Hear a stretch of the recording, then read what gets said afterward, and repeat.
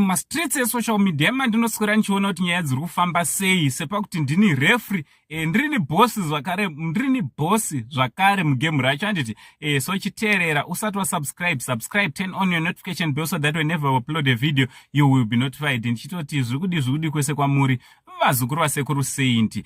Unongondigamuchirawo sechanzvadzi chamai vako chidiki usanetseke nekuti ndakuti muzukuru. Hazvina basa zvonzi muzukuru, hauna sekuru here, hauna ana sekuru, sazvii zvatyisa kuti unzi sekuru nena.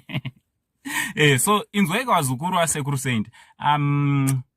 Maititi ndofunga ndakambokuradzai post ya Maititi na comic pastor vachitaurawo mashoko avakataura pamusoro perufu rwemwanasikana anonzi iye Memory Machayo yakashayikira kushiraini kwa Marange kubocha uko. Handiti chinhu chiri kuratidza chiri kushungurudza vakawanda. Maititi vakatoita live stream vachiratidza kuti aiyo isusu tichatotora matanho kutozomacha tichiendako nekuti zvakaitwa mwana hazvisirizvo. Handiti tichiti pasi nechild marriage. Handiti aiwa hatikurudzire nyaya yekurodza vana pwere. Handiti so Madam Boso ane mashoko azopindura, tisingazoti obvious ari kupindura Maititi. Handiti mashoko acho ndoandoda kuti muzvinzwire kuti munotiwo kudini mashoko akadai vazukuru. Handi kutaura zvakawanda zvakanaka here zvataurwa naMadam Boso izvi.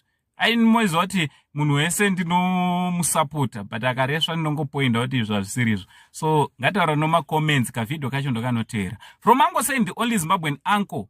Much love. Ladies, kana mapedza hande kwa Marange kuno protesta. Okay. Fambai mega kuenda kwa Marange ikoko. Mozotudza kuti zvaita sei tinozongoposta tichiti job well done. Handiti